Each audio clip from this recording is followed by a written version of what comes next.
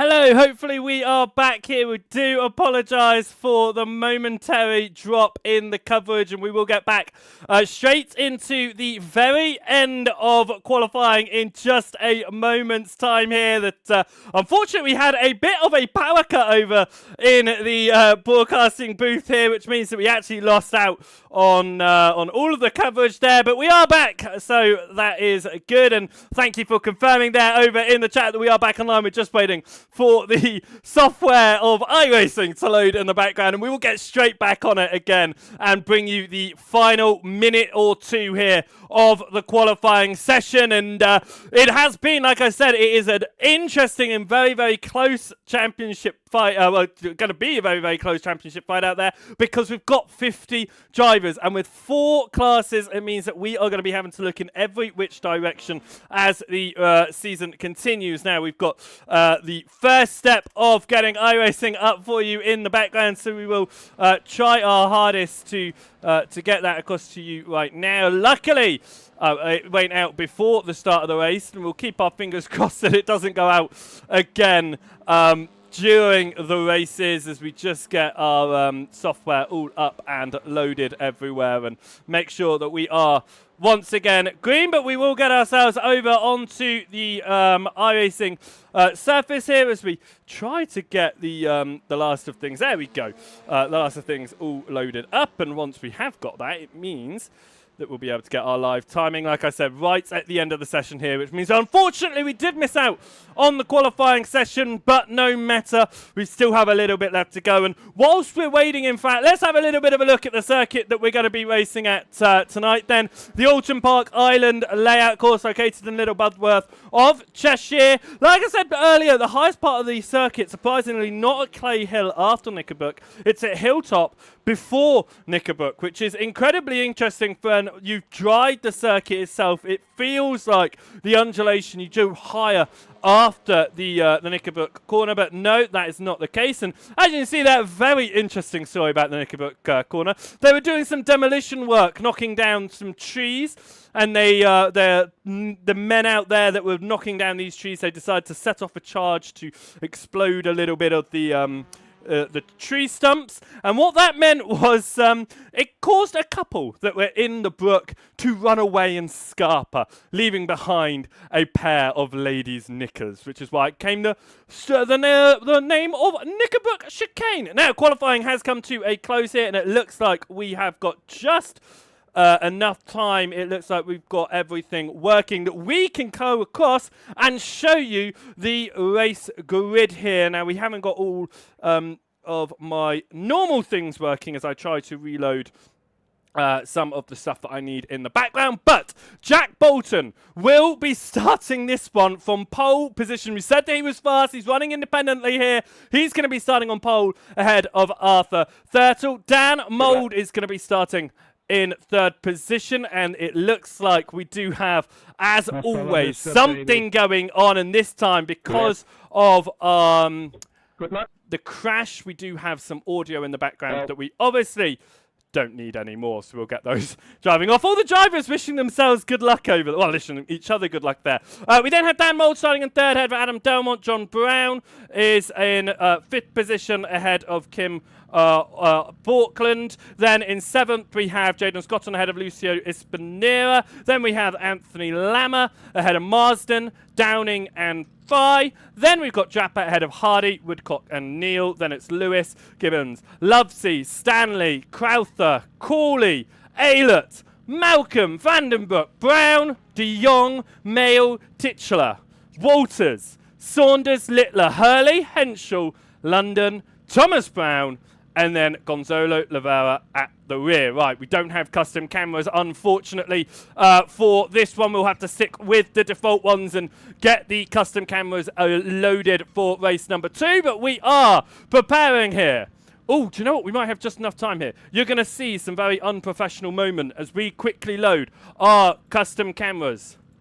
So we have some good cameras on this one. Right, we're going to have some good cameras here as we prepare for race number 1. 20 minutes on the clock. Jack Bolton from pole ahead of Arthur Turtle. They pull away from the starting line for the first race of the evening here at pre-season round number 2. Look how many cars are coming flying by the camera as we head up towards turn number 1. Drivers wide through turn 1 there, but for the most part, they have all kept themselves facing the right way. It is side by side for 4th position there. Dan Mould on the inside of Brown. Borkland gets up the inside as well, and we head down through the Cascades and up towards Island Bend now. We're going to get onto the brakes, and Bolton had a very good launch at the front as drivers are getting up towards the hairpin and trying not to get involved in any instance, but we do have a driver off, trying to avoid as much as possible, throwing it in the wall to try and get out of the way, but it still wasn't quite enough in that one, and drivers getting involved in accidents on the opening lap. It's to be expected with quite so many drivers here, but for the most part, at the front it started quite well. It looks like we might have just lost Anthony Lammer. Yeah, there he is in the gravel in the background there, as more cars go off as well as we come through. It looks like John Brown has gone off. It looks like Tom Woodcock is the driver going slowly through Jerez as well. Someone else onto the grass. It has been a hectic start to race number 1 here as we get onto the brakes. It's side by side. This is down in about 15th position here, and we will get our timing tower up now so we can see what the order is like. A few meatball flags out there for some of the drivers, and they are going to have to find their way down pit lane and try this one again. Out front though, Arthur Turtle holds on to 2nd, ahead of Dalmont and Mould. Borkland has worked his way up into 5th position here. Daniel Downing all the way up into 8th ahead of Stephen Fry. That's good news for Fry. He's got a nice strong teammate. Mould and off in the background. Who is that going around? It is Stuart Gibbons off the circuit there. A big slide. Ends up going around. Gets it all sorted out eventually though. And we'll get back onto the circuit. Now, this is watching Stephen Fry sitting right behind Daniel Downing here, looking like he could try and get up into 8th position if possible. Some changes towards the back of the field as well as Scott Malcolm comes down pit lane to sort out his meatball flag. This is Stephen Fry then, as I said, chasing down Daniel Downing as Jeff Saunders may have had another issue on this lap as they try to settle themselves down, but for the most part now, we have found our cars going single file and looking like they are now just getting to grips with how this car drives, because a few of them having some issues on the early stages there. Jack Bolton goes purple as we see Declan Marsden come down pit lane. I'm not too sure why the Lumerous driver has come down pit lane there because, oh, and he goes again. There's no penalty that's popped up on my screen.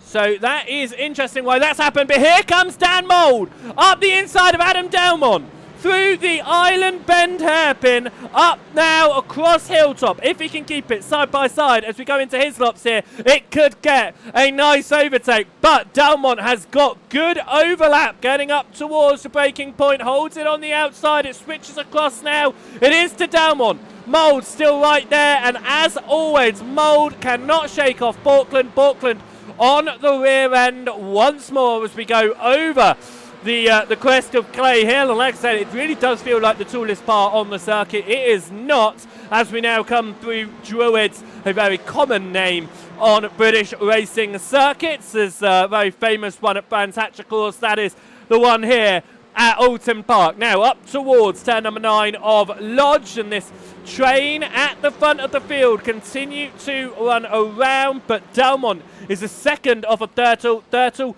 0.8 of a second off of Jack Bolton. Bolton, of course, starting this one from P number 1 on the grid, showing that you don't need a team affiliation to be quick out there, and he is running the fastest of them all at the moment. Jaden Scotton, JC Academy Emerald Machine. There's 3 JC academies out there, so you're going to look at the colours of them as well. Scotton is running around, not at the back of this train. That's Espinera running around at the very rear of this train of drivers that goes all the way up to Delmont, and really not too far. Thurtle and Bolton, you could consider that not out of reach of this championship. This race fight right now. 15 minutes still on the clock, because we've only gone 5 minutes so far in this race, as Daniel Lewis is looking to try and get past Andrew Lovesey, perhaps. Can't quite do it. There's a little bit of a move from Crowther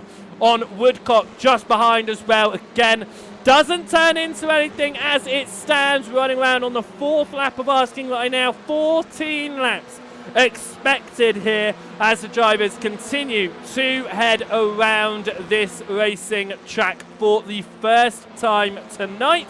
Matt Neal going off the circuit just up ahead, trying to chase down Daniel Downing. Like I say, Neal not racing in season number 10. He's just here to fill a space on the grid for the pre-season.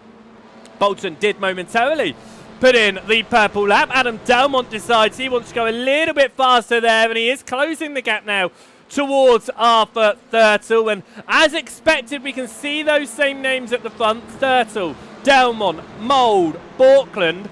But new name, Jack Bolton up there. Jaden Scotton getting involved as well. And as I say, Luciano Espinera, he is trying to get involved at the back of this one as well. And we're going to ride on board with the Bike 500 driver in the number 54 machine. He's looking ahead as he comes out of the Island Bend hairpin and up towards his lots here. And he can see a nice gaggle of cars in front of him that he could try and make a move past. But he's going to have to sit behind for the time being. Just contemplate, where is he seeing the driver of Jaden Scotton potentially making some opening up some doors for Espinera as he heads over through Clay Hill and up towards Druids now, as drivers are going to continue fighting, as Daniel Downing has found himself. Ooh, I mean, it looked like he picked up a meatball earlier on in that one. Was it potentially through the chicane? Because you tap those tyre barriers. Oh, I'm not too sure there, because it was a meatball flag that was picked up. I think he may have touched the tyre barrier coming in there, because he pulls over in the SRL purple machine and finds himself down pit lane. Now, we return towards this fight at the front at the moment, but as I say that, Jay Colley looking to try and get potentially up the order past Det Crowther here. This could be an opportunity for him in moving up into what would be a 13th place position as we head up now towards turn number 4 of the Island Bend hairpin, and that's really close there from Jay on the rear end, and he looks to get it on the exit. It's side by side ahead on the exit ahead of them as well, but they settle themselves down, as does this fight right now. A little bit of wobbling. Jay not sure if he wants to make that move or not, decides to stay behind the Blade Designs driver of Det Crowther through his lop chicane and out of Knickerbrook here. Keeping it perfectly inside the track there, not pushing over onto the grass at all, and it's very easy to do that and get yourself a slow exit. No slow exits for these drivers. Delmont has closed the gap up to Arthur Thurtle to 7/10 of a second. Bolton out front has pulled a 1.1 second gap right now to Bolton, looking to be clear as we reach the halfway point in this race at the end of what will be the 7th lap of asking, which these drivers here are heading on to.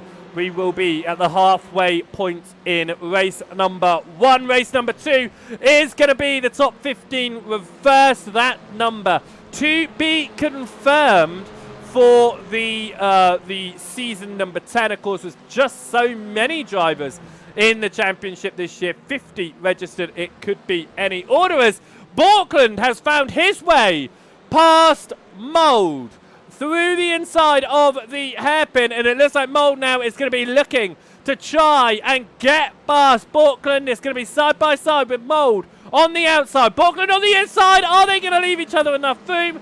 Just about, and Dan Mould moves back into 4th position there. How did that happen in the first place? I'm trying to look here where that happened, and there's nothing telling me that they swapped positions in the first place, which is always excellent to see, because I wanted to catch up on that overtake, but I won't. We head up now towards Lodge, though, and I thought Mould for a moment was going to go defensive. The rear end of Borkland just kicking out there as he got a bit heavier on the brakes than he probably wanted to. He does manage to hold it, though. Of course, these cars, if your car starts to slide, you just put that bit of power into it. With it being a front-wheel drive, you are going to find your car pulling its way back facing front again. This is what is now a 4-car fight for 4th position. Dan Mould 2.2 off of Adam Delmont. Delmont still trying to close the gap to Thurtle. Thurtle has closed that gap back to Bolton just a little bit once more as we go and look once again. Jay Cooley goes to try and get past Dick Crowther, and it's a big moment on the grass, and he's going to be down a number of positions. Let's have another look at how that one played out. Cooley moves to the right-hand side of Crowther. It becomes the inside, but it's just a bit too much on the curbing. Luckily, Crowther holds it. Cooley finds his way onto the grass, keeps it out of the way as to not get anyone else on a rejoin there.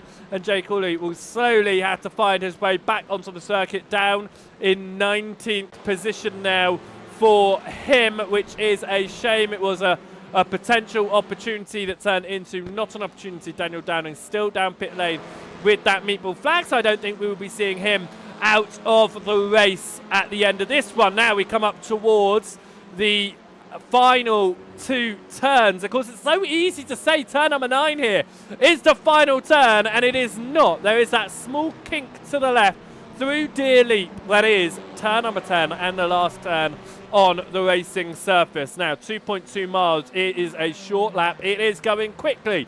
8 laps completed. We're going to see about another 7, I would say, as the drivers continue. No, 6, I would say, actually, as the drivers continue. Around 7.5 minutes left on the clock right now, and it is going to be this fight continuing on with Dan Mould at the front of the train. Delmont is down to 0.6 of a second behind him, but ahead of him, but he's not quite within overtaking opportunity of Thurtle. Thurtle has again also closed down on Jack Bolton at the front as well. Mark Draper gets past Ronald de Jong. De Jong running some new colours here out of what we're seeing in most of the series that de Jong races in. He's racing for Sim Racing Forces Norway this season of competition, so we'll be seeing him in a different paint scheme out there. Dan Mould coming through turn number 8 of Jerez and heading up to Lodge. It is Borkland behind him right now. The front fight has closed a little bit here, because it's 0.7 of a second between Bolton and Thurtle. About 0.8 between Thurtle and Delmont. That is your leading 3 drivers heading through turn number 1. Again, they're a bit too far apart to make anything work at the moment, but with 6.5 minutes still on the clock, anything could happen towards the front of this field as it stands. This is Carl Hardy in the result clothing machine. Through turn number 9, up towards turn number 10. He's chasing down Jack Brown. Looks to the left-hand side. There's a lot of Browns out there, so you got to know which ones we're looking at. This is Jack Brown. Of course, you've got John Brown as well, and then you get James Brown. I don't believe James racing tonight, though. But this is going to be Jack Brown ahead of Carl Hardy right now. This is the fight for what will be 20th position. That's Jay Cooley just up ahead in 19th position as well, recovering from that earlier mistake and trying to do something in this race. But race 2 will probably be where we find him moving his way back up the order again. You can see it's not too far off of those ahead of him. You've got Torburn Mail in 18th position. This Borkland's teammate last season, of course, not this season, which is going to be something I need to remember. Torburn Mail teammating with Vigard Olsen Lear this season, season 10, in the Sim Racing Norway Amateur Endurance Team. whereas Kim Borkland is partnered with Ronald de Jong in the Sim Racers Forces Norway. So both of them under the Norway banners, of course, but under different team titles. Just to keep you up to date on the teams, because they're going to be something that we're going to need to learn. As actually looking there, Jack Brown has some major front-end damage to his machine, running in the Next Gen Racing Green team. He is, got some major damage on the front end of his machine here. He has moved up 6 positions in this race as it stands. So he has done a very good job to get where he is at the moment, but that damage is definitely going to be slowing him down a bit in that one. Now, it's Jaden Scotton. He's still in this fight, being led by Dan Mould, chased by Borkland. Then it's Scotton in the 86 machine, and Espinera behind in the number 54 machine. As we come out of Hislops through Knickerbrook and up along Clay Hill now. They've opened themselves up just a little bit. Someone who has decided not to open themselves up, Adam Delmont, down now to 0.4 of a second to Arthur Thurtle. Coming up to 3 laps to go. Does he fight Thurtle for second and potentially let Jack Bolton pull away? Or does he try to go for working with Thurtle, go for a last lap double pass perhaps? It's going to be something that he is going to be thinking about as we ride on board with Adam Delmont. How is he going to do this here? Is he thinking about the individual position over Arthur Thurtle or the race win ahead of Jack Bolton? Of course, no points on offer tonight. It's the second and final pre-season of season number 10. We go for points next Friday, starting at 9:15 GMT on the SRL TV YouTube channel and the Joseph Wright TV Twitch channel as we kick off the season at Jerez. It's going to be an absolutely great evening of racing. Onto the brakes goes Adam Delmont behind Arthur Thurtle here. About 2.5 tenths between them. Thurtle down a little bit again to Jack Bolton, who has led from pole out front here. Are we going to see anyone else take the fastest lap off of Adam Delmont? He has been flying. A 27.634 is his fastest official recorded lap time. Last lap was faster by a whole tenth, but it was an invalid lap, pushing hard and getting an off track in the process of how hard he is pushing here. Now, of course, not like the officials, the off tracks do lead to penalties if you abuse the instant count too much, but of course you can use them just sparingly, tactically, to try and make your move. Is that what Adam Delmont is going to do here? Chasing down Arthur Thurtle. Are we going to see a move for second position? We do! Adam Delmont dives at the inside of Arthur Thurtle through Cascades and makes a very easy move. When I say the fight could have potentially allowed Bolton to pull away, Delmont said, no, thank you. I will take that position and keep a gap to Bolton of just 1.1 seconds. It will most likely be, in fact, it will be white flag next lap, which means Delmont has a lot to do if he wants to win this one.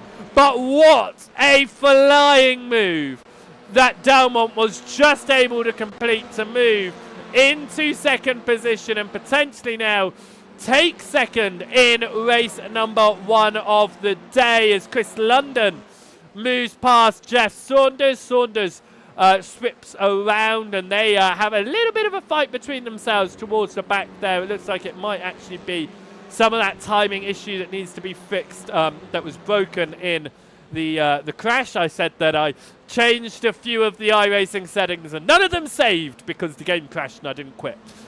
So Delmont though running in second. The white flag was out there. We saw it being frantically waved along the pit straight. Jack Bolton continues to lead the way here. Dan Mould and Borkland have massively separated. Mould has pulled a 2-second lead over Borkland. Borkland still under attack from Scotton and Espinera here. We'll be looking to potentially try and make a last-ditch move here on the final lap of the race. Espinera looks to the inside and he goes for it! and he gets to the inside of Jaden Scotton. There's just enough room between them as they run side by side. Scotton gets the speed on the exit. Espinera sticks to the right hand side as they go over Hilltop, but will he have to back out for his lap? Yes, he will. Jaden Scotton gets through the corner without Espinera on his inside, but Jack Bolton, running in an independent team this season, somebody might want to snatch him up quickly for the championship, because Jack Bolton is going to come around, turn number 9 of Lodge, and go up Deer Leap to win the first race of the day from pole position. Jack Bolton wins. Adam Delmont comes in second ahead of Arthur Thurdle.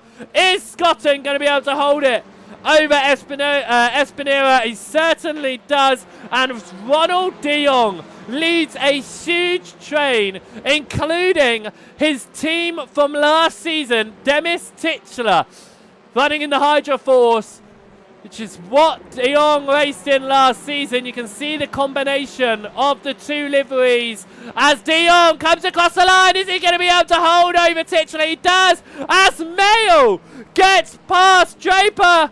No, yes, on the line, he certainly does. Torburn Mill gets 17th ahead of Draper. Jay Corley comes over 19th. Didn't lose any more positions after his earlier mistake in the race, but it was a win from Jack Bolton in his first pre-season event of the season, and it was the fastest lap going the way in the end of Adam Delmont. Only just so, less than a few tenths of, well, less than a few hundredths of a second there in that one, but a win for Jack Bolton and a fastest lap in that one for Adam Delmont. What a result. And before we get on to race number 2, let's have a quick look at the results of that one, as Jack Bolton led the way all the way to the end ahead of Adam Delmont. Arthur Thurtle came home in 3rd position ahead of Dan Mould. Kim Borkland came home in 5th in the end. Jaden Scotton holding on to 6th ahead of Luciano Espinera. Stephen Fry coming home in 8th ahead of Matt Neal. And Andrew Lovesey came home in that one in 10th position. 11th position went the way of Daniel Lewis. 12th position was for Tom Woodcock ahead of Dec Crowther. Kev Aylett came home in 14th. Ronald de Jong came home in 15th position, just ahead of Demis Titchler. We saw that overtake at the very end there for Torburn Mail, getting past Mark Draper through the final 2 corners. Jay Corley coming home in 19th, and Jack Brown rounding out the top 20. Cole Hardy came home in 21st ahead of Tom Stanley. Andy Littler in 23rd position. 24th position went to Chris London ahead of Jeff Saunders. Craig Walters came home in 26th ahead of Lucas Henschel. Paul Hurley came home in 28th ahead of John Brown. Chesney Vandenbroek came home in 30th position. Scott Malcolm came home in 31st, and a lap down out of the race early doors was Daniel Downing, Declan Marsden, Stuart Gibbons, Anthony Lammer, Thomas Brown and Gonzalo Lovera. We are preparing then for the second race of the day, and as we do that, we will see if we can get a word with some people here as we get across into the broadcasting booth. As, like I said, with the crashing, with the power cut, I've lost absolutely everything there. And I'm going to see who is around for us to pull down and have a quick word with at the end of that one, as we are going to see driver. I'm trying to work out who's available that we saw fight a little bit there. And I don't think actually we did see much fighting. Actually, we saw Adam Delmont there, and it looks like I'm not broadcasting at the moment. So we will might not be able to have a word with anyone. It looks like we are not going to be able to have a word with anything because nothing is working, unfortunately, on that one. Let's see if we can quickly fix that, because we've got a couple of minutes to do so out of race number 1. We will prepare for race number 2, and it looks like I may have just fixed the issue, because I am incredible like that. Let's see if I can pull someone down. Like I said, I don't seem to have the permissions to do that. In this one, I do not. So I'll just quickly throw a quick message.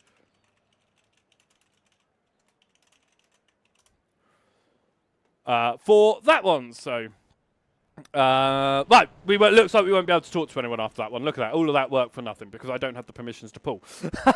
So we'll prepare ourselves for race number 2 then, which will start in a few moments' time. But race number 1, what a great one to do on that one. And it looks like, I think that for the most part, everything fixed now on our side as well. So for the second time this evening, and hopefully no power cut following, touching absolutely everything there. Welcome back to the broadcast booth here at Joseph Wright Broadcasting, part of SRL TV, as we look ahead to race number 2. Like I said, stats are a big thing for me, and looking back at the stats from season 9, the race 1 winner, it's not frequent you'll see them find their way back to the front. In fact, it is one of the rarest things you'll do. The reverse grid really does put other drivers in with a chance of winning a race. What we also saw, it only happened once, but in season number 9, the pros did not win every single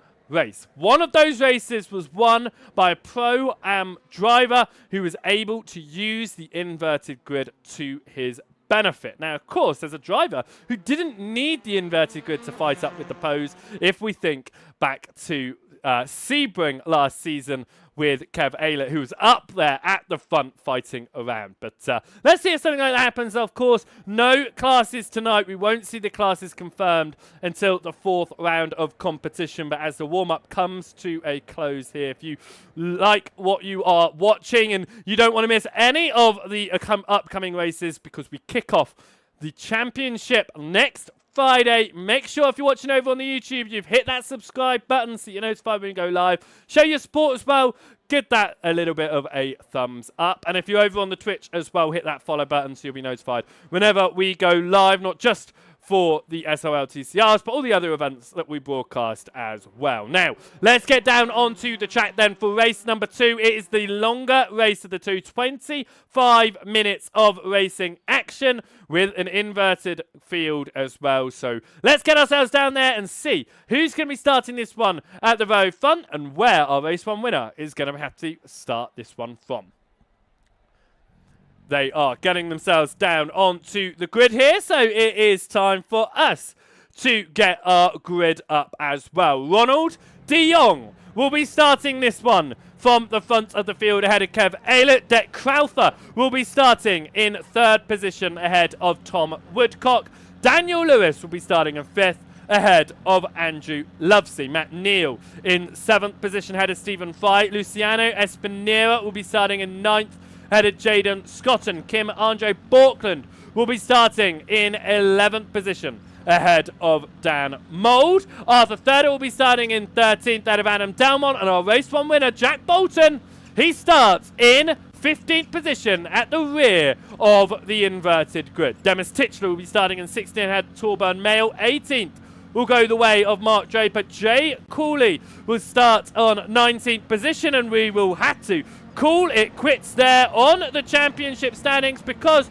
we are going to, on the grid, because we are going to get 25 minutes on, and we are green. Ronald de Jong away from the front of the field. Kev Aylett from 2nd position as we get started here, and it looks like I'm pressing all loads of buttons and everything's going wrong, and we're not going to be able to see anything as we go up towards turn number 1. Oh my word, let's get the TV to display what we want it to display up towards turn number 3 of Cascades now. It's side by side behind, a little bit of a nudge and an argy-bargy there. The number 3 of Andrew Lovesey trying to do something towards the front here, but Ronald de Jong has held on at the front of this field ahead of Kev Aylett. We know Aylett can find his way towards the front. And can he do that here? There's contact behind, as that was Daniel Lewis. Contact there with, I believe, Matt Neal on the inside as they come out of the hairpin. It is side by side for the lead, and Kev Aylett finds his way into the front of this field. There's a huge wreck behind as we go 2 by 2 by 2 by 2 by 2 by 2.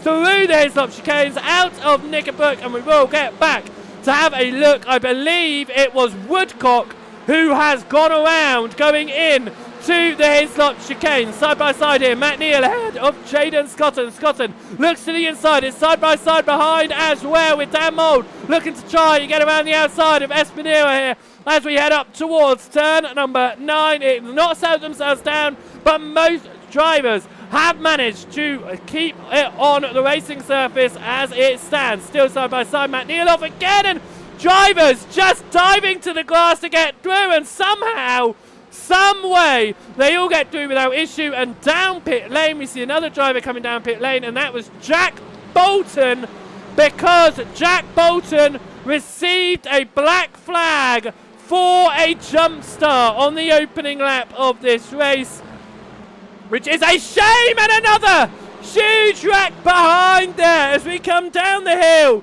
through the Cascades. Carl Hardy, one of those off, and it is a parking lot, an absolute parking lot through the Cascades there as drivers settle themselves down on the exit of that one. A number of cars now down pit lane with penalties, with black flags, with meatball flags. It is not the way they wanted race number 2 to go. It is the way that Kev Aylett wanted race number 2 to go. He leads the way ahead of Ronald Dion. Deck Crowther is in third ahead of Daniel Lewis. Stephen Fry is in fifth. Dan Mould has made his way up into 7th position as it stands. Now, it looks like, as most of them have sorted themselves out there, let's see if we can just very quickly here jump back and see what happened in the fight there. But before we do, Demis Titular looking to try and get past Arthur Thurdle through the final turn. It doesn't look like it will happen there. Oh, look at that one. We caught it right at the very end there. Woodcock's on the right-hand side of the racing surface. And it's just they both come to the centre, don't they? Both drivers come to the centre in that one. That's what caused that position to change. And then let's see if we can catch that big old pile up if we're able to. Where did that one happen here? As it looks like Lucas Henschel potentially involved in that one. It looks like we might not actually be able to catch that one. No, it looks like we won't be able to catch what happened in that accident, which is a shame, that big one down the hill. But we'll go back towards the leading drivers now as Dan Mould is at the front of some side-by-side action here as Espinera gets past Lovesley. And here comes Portland as well to try and get past Lovesley. Lovesley was involved in that incident with Woodcock on the opening lap, and through goes Adam Downward pushing Portland through as well, and that is going to be Andrew Lovesley down a number of positions in that one moment on that course there. Jay Collet here looks to try and get past Titular. It looks like he's going to be able to make that move up the inside. It's side by side between Jay and Demis here, but Demis runs out wide and will now be under attack from Declan Marsden as they come up towards the timing line. In fact, he's done that, and now John Brown looks to try and get the inside up towards turn number 1, but Titular holds the speed and will carry it around on the outside line there. Dan Mould, the purple at the moment, but as the timer clicks to 20 minutes, we are now into the length of race number 1, and my word, it has been a very eventful start to this lap. We go side by side behind, as it was Adam Dalmont trying to get around the outside of Portland, pushes it a bit too wide off the circuit there, and it looks like there could potentially be an overtaking opportunity for second in this one. Deck Crowther now looking to try and get past Ronald de Jong in the fight for second position. Kev Aylett has moved into the lead and is just blitzing away at the front of the field at the moment, which is exactly what he needs. But de Jong is the start of a train of drivers that goes all the way down to 14th position. Titular is side by side once more with John Brown. John Brown is going to have the inside line through Jerez, and around goes Titular. Was there contact? Was it just a mistake there?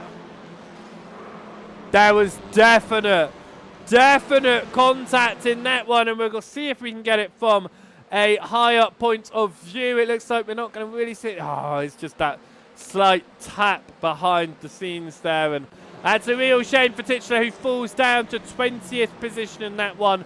Adam Delmont looking to continue to move up the order. He's in 9th, sitting behind Kim Borkland right now in 8th position. Dan Mould still in 6th, looking to try and close up ahead of him, but you can see this huge line of drivers right now up towards the hairpin, and that is Arthur Thurtle looking at a potential move up the inside of Matt Neal. It won't turn into anything through the hairpin though for Thurtle, and it's not been a pre-season to really remember, but he is getting used to the car once more, and it'll help him out when we go back racing at round number 1 next Friday at 9:15 GMT. Of course, you can catch it live on the Twitch and the YouTube, as well as this is the fight for the 2nd position. Continue on. Crowther's up the end of De Jong, just looking to try and find a space. It looks like he's going to get it on the exit though. Stephen Fry watching from behind as Dec Crowther moves to the inside and will go side by side here with De Jong as they come out of the final turn. And over the timing line, Dec Crowther moves up into 2nd. De Jong, though, doesn't want that to be the end of that. He looks to the inside of turn 1. It won't be anything through Old Hall Corner. But Stephen Fry is now looking ahead thinking, okay, I could potentially do something here. Espinera, definitely wants to do something on Daniel Lewis as Delmont gets to the inside of Borkland, out of Cascades, up towards the hairpin now. It is going to be side by side once again with Delmont on the outside. He's tried this before. He ran wide on the exit. He's going to keep it tighter this time. Borkland did not want him there, though. A little bit of argy-bargy between them. But Delmont has been able to hold on the outside line this time. They continue to run side by side, and they continue to do so through his slots. Heading up to Knickerbook now. It is going to be side by side. Borkland on the inside, Delmont on the outside, and somehow they are still side by side out of Knickerbook over Clay Hill, and Adam Delmont moves up into 8th position past Kim Borkland, and Andrew Lovesey will be looking at that thinking there could potentially be something here. After Thurtle has also just made a move on Matt Neal behind as well, as Cooley looks to the inside of Neal through turn number 9, and now up through Deer Leap. He's going to be stuck on that outside of the kink, but can he keep it side by side for turn number 1? He doesn't, and he could be under attack now from Declan Marsden. He doesn't.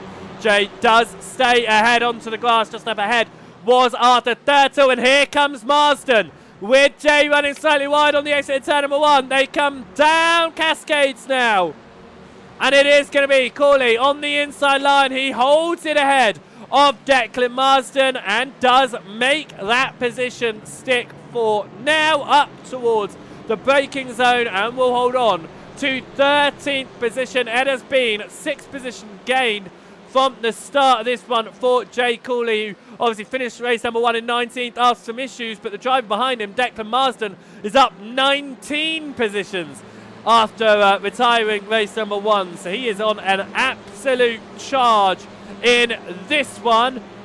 Talk about driver on an absolute charge. Kev Ayler is just at the front of this field, putting in the laps. Not purple, but enough to just pull and pull and pull away from those behind. As it is going to continue to be a fight, and this is now going to be side by side with Espinera up the inside of Daniel Lewis through Lodge. Gets that move, and Adam Delmont is going to follow Espinera through. Looks like Delmont now could potentially try and go to the inside of Espinera as well as we head up towards turn number 1, and he does. But there's going to be contact, and Adam Delmont on a recovery drive on the reverse grid is back down the order and is out here after contact with Espinera. Dan Mould fighting to try and to get past Stephen Fry, his teammate. These two are racing both for Mouldy Fries here through the hairpin. They've got De Jong ahead. Are they going to fight? Are they going to work together as we head up towards Hislop chicane? Dan Mould looks to the inside and decides, yeah, I'm just going to have this position if you don't mind. And he gets past his teammate. Stephen Fry down to 5th, and Mould now looking to try and pull on to the podium. Now, let's see if we can find that accident from the start of this lap. But before we do, Fry's coming back at Mould there. Had a really good amount of speed, and actually Mould could really go for this one as he heads up now towards the end of the lap. Do they sort themselves out? They certainly do. And let's have another quick look at what happened to Adam Delmont. Delmont runs deep. Oh, see, that's an interesting one, because Delmont has certainly run deep into that corner. That's why there's the initial contact. But the 54 of Espinera does not stop turning.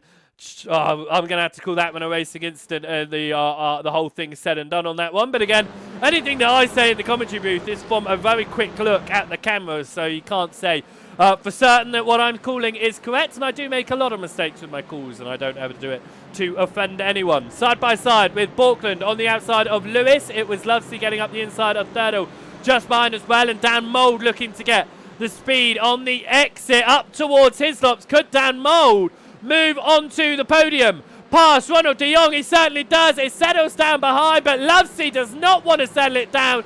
Contact with Espinera, and it is Espinera is going to have to try and hold it side by side, and through goes Andrew Lovesey. For now, it is a gaggle of cars just behind, and one of those involved in this one is to recover Jake Cooley, hoping for a better race number 2 here as we head up towards 10 minutes to go. When they come across the timing line, they would have completed 9 laps, 8 more laps in the race. We're just over halfway done, and it has been non-stop action as it stands, as Stephen Fry makes a way past. There's contact behind, and Matt Neal is the car sideways and will jump straight down back pit lane with a black flag. Let's see how that one occurred as we just jumped on forwards. Neal goes deep. Cooley goes to the inside. It's just a nudge. Somehow, some way, it stays relatively clean out of that one. But Jay, who's that off the circuit in the background there? That was that Jay Cooley? It was Jay off the circuit there, down on the exit of Cascades. No, it wasn't. It was Declan Marsden off the circuit in the front of this gaggle of cars, the 3 cars here, and it looks like Espinera just up ahead, looking to try and get past Lovesey up the inside. Can't do anything with that one, has to back out of it for now as they come through Hislop chicane and now through Knickerbrook on the exit, and it looks like they have settled themselves down there for the time being. Not in the background though, because once again they go side by side, and Jay Cooley gets past Declan Marsden, as did John Brown. So something happened to Marsden at that point, and let's see if we can catch up what happened at that point. As it is going to be Marsden ahead, of course, and he pulls over to the side. Potential slowdown, an issue maybe. Not too sure for Marsden, but he had to back out of that one and give up the position that he was going on, as De Jong starting on pole position on this one in race number 2 on the invert, down to 7th right now as it stands, as Arthur Thurtle has just got past. Thurtle now trying to fight with Borkland if possible. This will be for a top 5 in this race. We come to just under 10 minutes to go now. Thurtle having a little bit of a look on the wider line, then obviously settling down as the hairpin comes around, but it's continuing to fight behind as well, side by side with Litzler on the inside of Titchler, down through Cascades. But as we go up to Island Bend here, Titchler's going to have the inside, and Malcolm's going to try and get through, but there's contact. Around goes Titchler for a second time tonight, and Littler is down the order. How did that one all play out as Littler spins Paul Hurley? That was Titchler turning across on Littler. That was for sure. But what happened here? And that was Littler just moving across to the right. The first one, certainly not Littler's fault. But the second one, Littler just moved across to the right. And, oh, that is a real shame. Issues up and down the field as it stands right now. Deck Crowther under attack from defending overall and pro champion Dan Mould. He is hunting down a second place in this one, and if he gets past Deck Crowther, he could catch up and get past Kev Aylett here. He's been putting in the purples this race, and he looks to the inside. Crowther does not go uber defensive. Lets Dan Mould through. Mould up to second position now. Crowther down to third, and it is Dan Mould, the number one machine, who is going to be hunting down Kev Aylett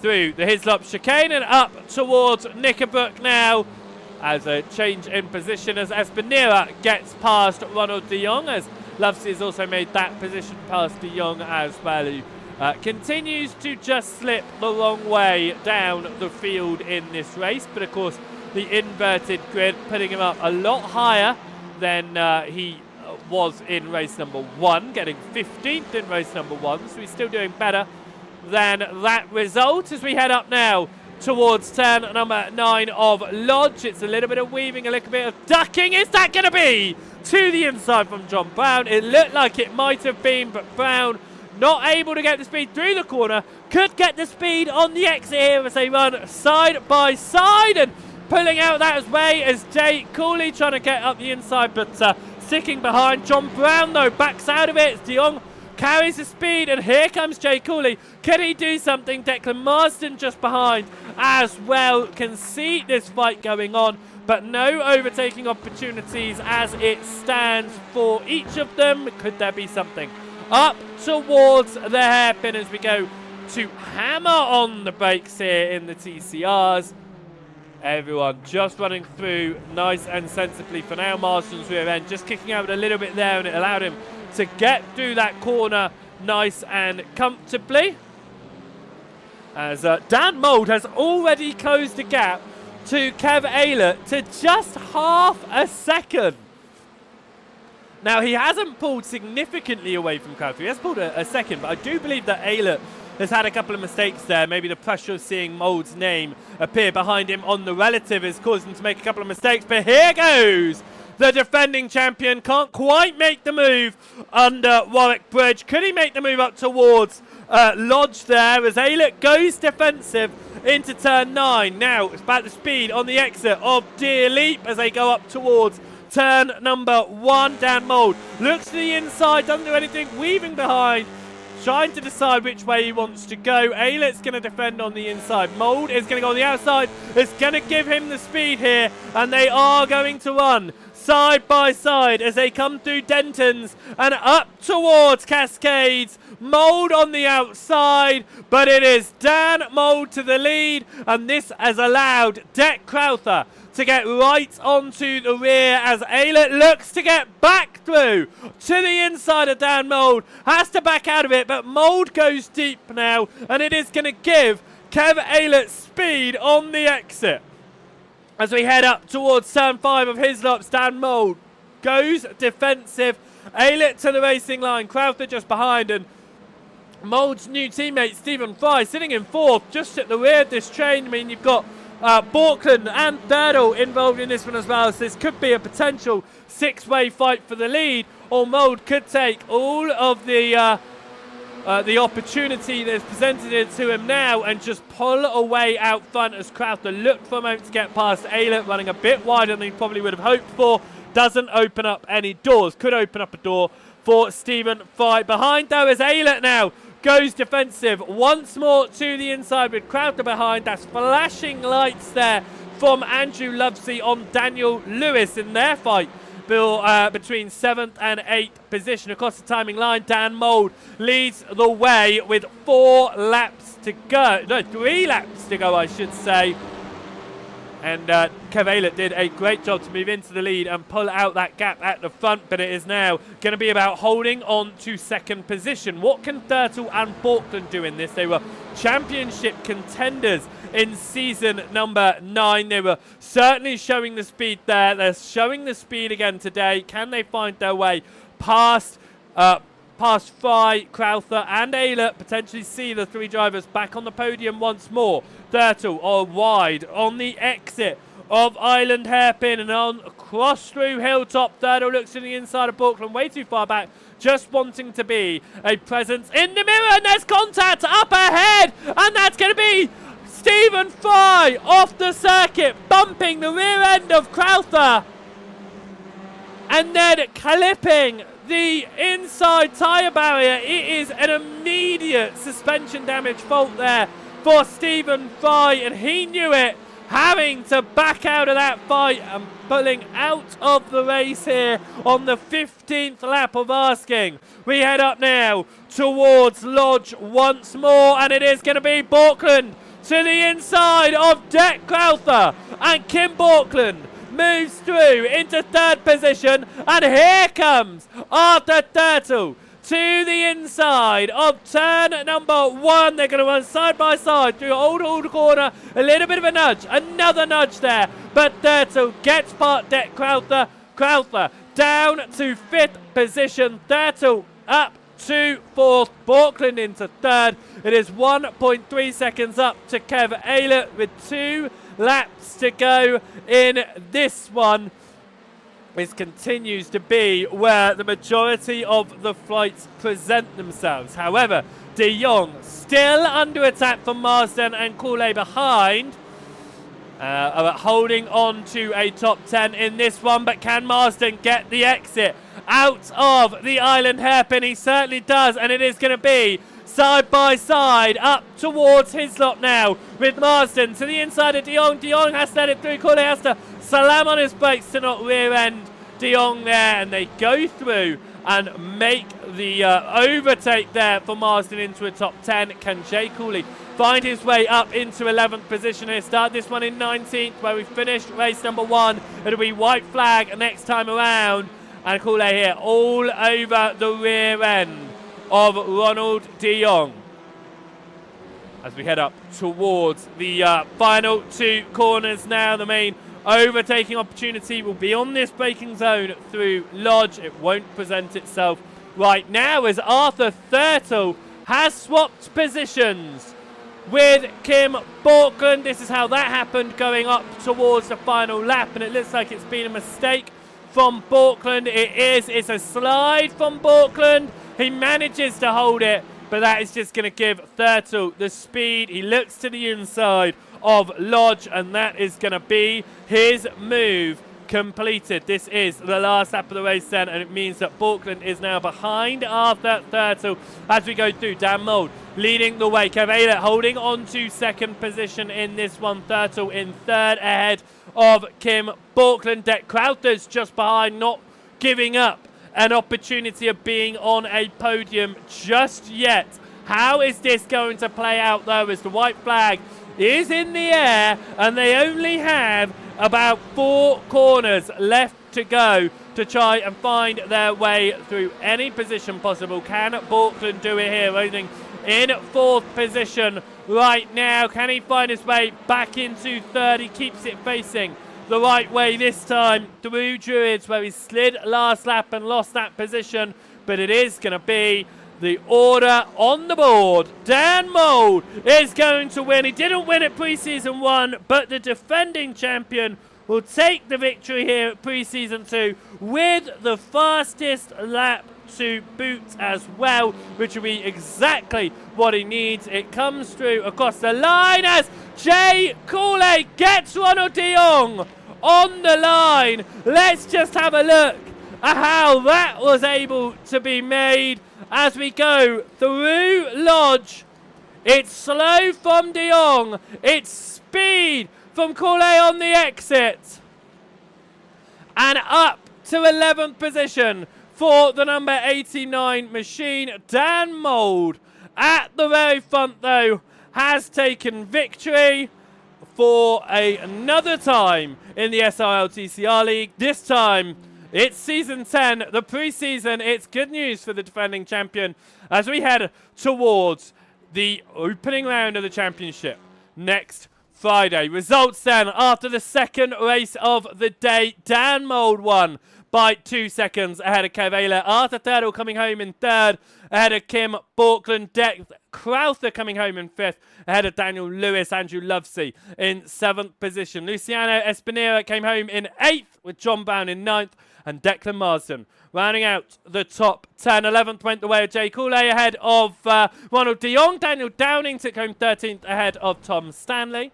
Chesney Vandenbroek took home 15th position ahead of Scott Malcolm. Jeff Saunders in 17th. Andy Littler came home in 18th ahead of Jack Brown. And Jack Bolton came home in 20th position after having that first lap penalty for a jump start, recovering to finish inside the top 20 in the end. Demis Titcheler came home in 21st ahead of Lucas Henschel. Tom Woodcock came home 23rd, ahead of Torburn Mail. Paul Hurley, Stephen Fry, Chris London, all a lap down in the end and out of the race. Mark Draper, Matt Neal, Adam Dalmont, Craig Walters, Anthony Lambert, Jaden Scotton, and Carl Hardy. What a great evening of racing, though, and it was nice to see the team colours, the team names out there, and really just absolutely some excellent racing as always. And let's see if we can pull across the first man into the broadcast booth. Here is a man that took the victory in the second race of the day, and exactly what the defending champion would have needed. Dan, what a race number 2 that was. You really worked your way through the field. I think there's a lot of luck on my side there, Joe. I'm not going to I'm not going to lie, should I say. It was hairy, that first lap. But yeah, I think a lot of luck. But as I said on my stream, surrounded by amazing drivers, you just have the confidence of racing side by side with them. So that was a major factor in getting through that, especially that first lap. But yeah, I'm happy with that. Come out with 2 X's as well, which is good, and they were off tracks. So yeah, very happy with that one. I'd say it was a very, very strong race for you coming through the field. You say that it was about a lot of luck there. I mean, it was a bit of luck, but also you did show some really good pace. You got the fastest lap in that one as well, which showed that you did have the pace. So I think that to say it was just luck is certainly not the case. You really showed the pace, and it means that going into round number 1 next week, are you feeling confident? You've still got that pace. You know what you're doing there. I've got confidence, but I mean, you've seen the driver lineup now. We've got some absolutely amazing races in there. Not just fast as well. I've always said you haven't got to be fast to be a good racer, but the top end of the field, it's going to be very competitive. As you saw in race 1, there was just everyone was on the same pace. I think the top 4, the fastest laps they were all 1:27.6s. So they separated by thousandths of a second. So it's going to be tough. I think it's just going to be a case of being patient and trying to hold your position where you can, taking opportunities if they arise. But I think the second race is the one. If you can work your way through the field as I did tonight, I think you're in for a good chance of scoring some good points throughout the season. Well, a nice way to start the season in the preseason to take that victory then. And good luck, and I'm sure we'll be talking to you throughout season number 10 as you look to defend your championship from last season. Thanks, mate. There you go. Dan Mould there winning race number 2. And we'll pick up on Dan's teammate, actually, and we'll go across to Stephen Fry, who had what was looking to be a very good race number 2 for you, Stephen, but it ended up not quite going the way you wanted. A little bit of a nudge, and then into the tyre wall, broken suspension. Yeah, it didn't go quite planned, did it? But let's talk about the racing going before that, though, because you were up there. You were really showing pace. Of course, you came into the season late on in season 9. You were in the amateur class. You got promoted straight up to the pro-ams. You're showing the pace once again. Are you confident this season? No, not really. To be honest, there's a lot of fast guys in the end. I'm just trying to pick my way in, avoid the incidents, and hope for the best. Really, I don't expect too much, to be honest. I'm actually surprised to hear that from you there, because I feel like you were once again another driver that was showing really good pace out there. Of course, avoiding incidents is key. You did find yourself, obviously, as we say, into the tyre wall, which knocked you down, Yeah. but I think that now is that time to make the mistake, isn't it? Pre-season, we head into the first round next week. How are you feeling about the Jerez circuit? It's a very, very different beast to the Oulton Park one. Yeah, it is. It's one I've got to learn, so I'll be putting the laps in during the week, and again, hope for the best. Just try and keep it clean, really. For a moment in that race, I saw you obviously you were with your teammate Dan Mould out there on the track. I thought you were going to work together a little bit, but you were straight away fighting. Are we expecting to see the fights continue this season? Yeah, I'm not going to let him by. Excellent. Good to hear. I would have race. I'd really like to hear that, Stephen. And well, good luck for this season, and we'll see which class you get placed into. But you say you're not feeling confident. We'll see how you get on. I'm sure we'll be talking to you a bit more. Yeah. Thank you. Thank you.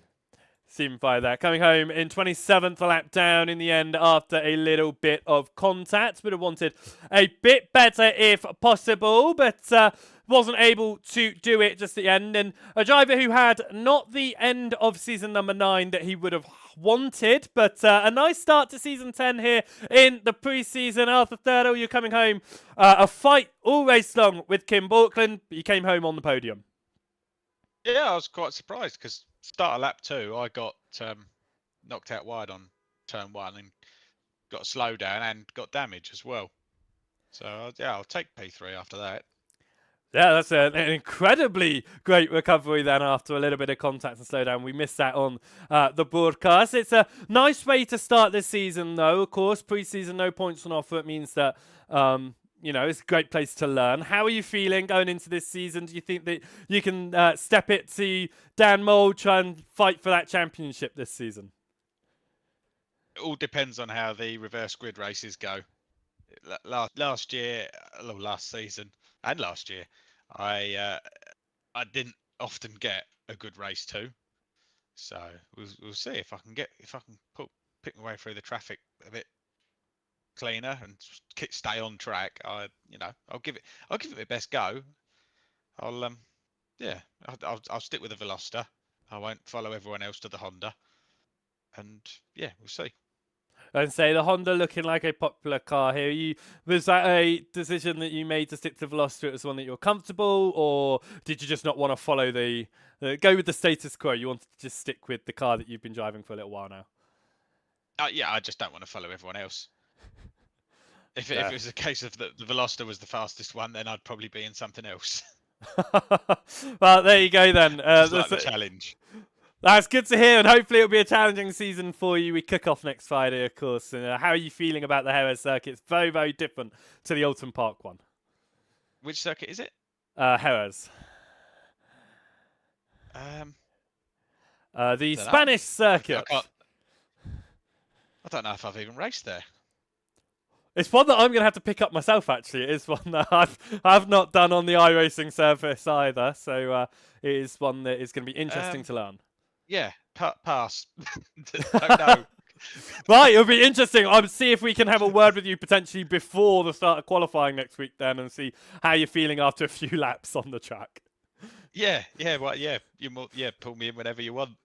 All right, have a good one then, Arthur, and we're sure to speak to you throughout the season once more. Thank you very much, and Happy New Year to you. You as well, Arthur. There we go. Arthur Thurtle coming home. 3rd position in that final race of the day. And let's have a little look once more. We'll catch one more driver to talk to, and the last driver that we will be pulling in across to the booth. The man who started the final race of the day on 1st position in the inverted field, doing his absolute best to try and keep everyone behind. And it was a race-long fight for you, Ronald. Yeah. But this circuit does not like the Elantra, or the other way around. The hairpin. It's so slow through there, and Yeah, the Elantra certainly not looking like one of the quicker cars, that's for sure. Obviously, a new paint scheme that we're having to get used to for you. Something that you've teamed up this season, of course, with Borkland, racing under Sim Racing Forces Norway. Is that a partnership that you're hoping will work out in your favour, getting someone like Borkland on your side? yeah, I hope so. He's the faster guy, so as I can follow him, then it will be great. So.